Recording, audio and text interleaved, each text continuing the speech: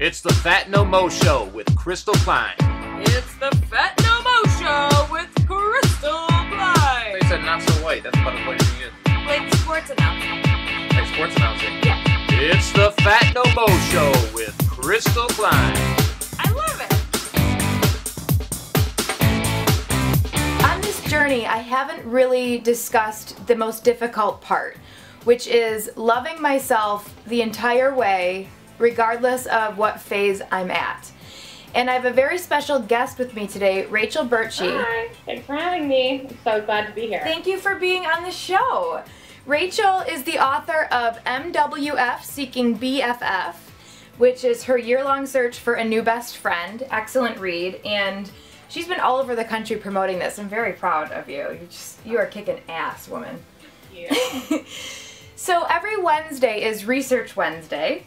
I just sort of scour the internet and all the latest publications to see what's out there about, you know, the latest in the science of friendship. And I read this poll in the recent issue of Self magazine. 68% of the readers that Self polled said that weight and dieting come up often with friends at least once during every or every other get-together. And that part just blew my mind. So that means that every single time or every other time we're talking to our, our BFFs, we're talking about our weight or trying to lose weight probably, or why our thighs are fat, or why we shouldn't be eating carbs, or these things that just take up so much space in our brain, and it's so tied to friendship and these relationships. Why do we as women feel that we have to talk about our bodies in such a negative way? Weight is, for women, is such a loaded topic, and friendship can get women, we can get competitive, unfortunately, and it's all kind of tied in there together. At the same time, there's also research that says when you work out with friends, you're so much more likely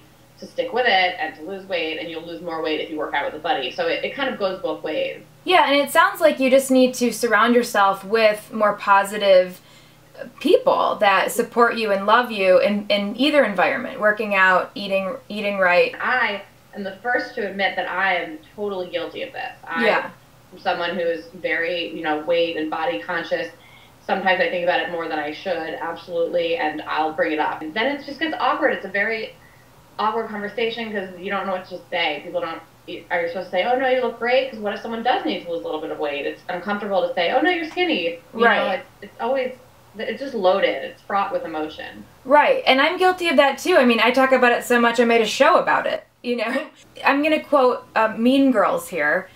Do you remember the scene where the popular girls are all looking in the mirror? Oh, I hate my nose, I hate my thighs. And then they look at her and she's happy with who she is.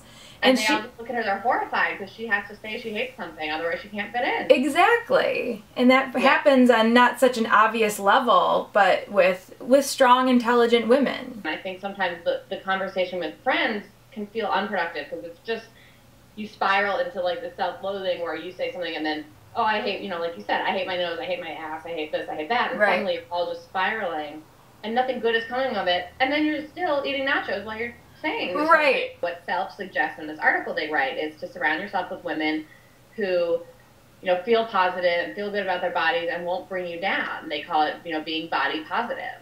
And they actually have a quiz online right now to see if your friends are body positive.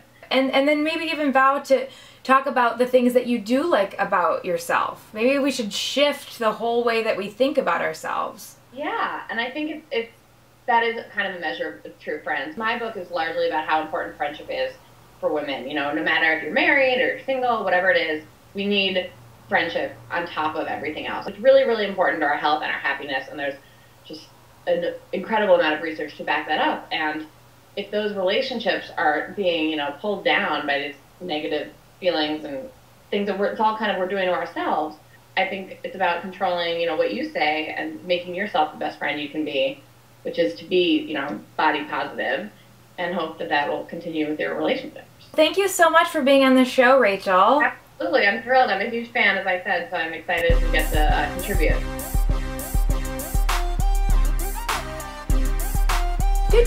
And I'm sitting on an exercise ball. Oh my God. All right, here we go. Ready?